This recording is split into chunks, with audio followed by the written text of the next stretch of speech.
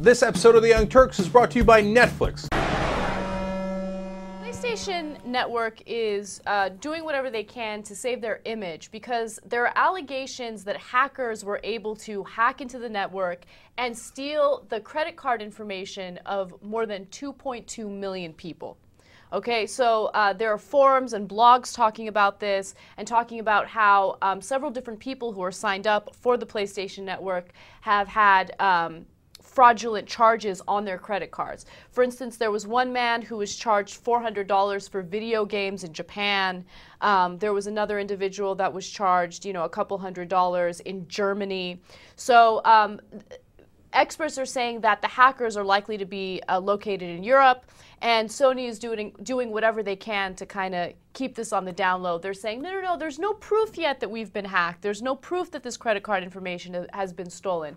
But even though they're trying to downplay this, they're recommending that if you have used your credit card for the network, you should probably change your credit card information. Yeah.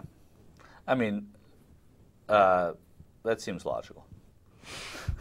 I love Micheal. I love him. Okay, either he likes the story or he doesn't. Or he doesn't. Yeah. This would fall under the he doesn't. It's more because I don't really relate to. I don't play PlayStation, and maybe I don't know. Where do you want me to go with this? No, you don't have to go anywhere. Yeah. I have a couple of things to say about it. 2.2 million, you have to keep in mind the number of people who use PlayStations, the number of people who sign up for the network and they use their credit cards to purchase things.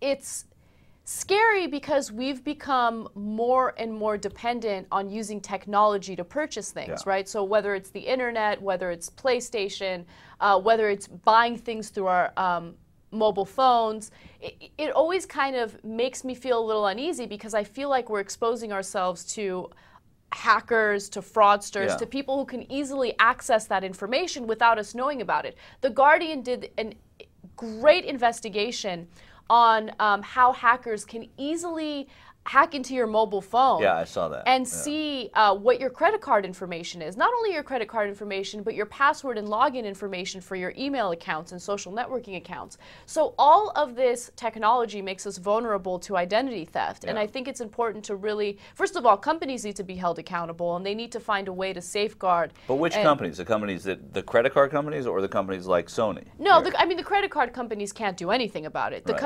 Like Sony says, look, yeah, we collect all your credit card information, but we also encrypt it. Obviously, that's not enough. You need to have better measures to make sure that our identity is protected and this information is protected. Because hackers, honestly, are extremely intelligent. It's amazing how they can easily access our personal information. So you have to be one step ahead of them if you're creating these databases that have all of this information about people. Well, and also, I think, first of all, there has to be some progress made, not just in encryption, but on our end, for people to be able to be secretive about it. There has to be more of a PIN use that is tossed out automatically. Maybe you get a new PIN every time you use your credit card online. You have a list of. I'm thinking out loud now. Something that can sort of like change the way that we interact if it's really that problematic. Right. I think that a lot of hay is made over something like this, but there are a few anecdotes of people who've had things charged, and those may have been coincidental too. I don't know. I don't know enough about this, but I'm just saying that that we get scared. We get scared about it. I don't really care. If somebody gets my credit card, I will cancel the credit card and I'll get a new credit card. I don't feel like it's such a tremendous violation. I'm not liable for the purchases that are made. It's a hassle, certainly, something I don't want to deal with. But at the end of the day, it's not like I got tainted blood or something. Yeah. Look, I was recently victim of having my credit card information stolen, and this is what I do to protect myself. My debit card I give to no one. Okay, my debit card I only use at ATMs for the bank. I take cash out and that's it. I do whatever I can to avoid using it. My credit card, I'm a little more, I guess, lenient with it.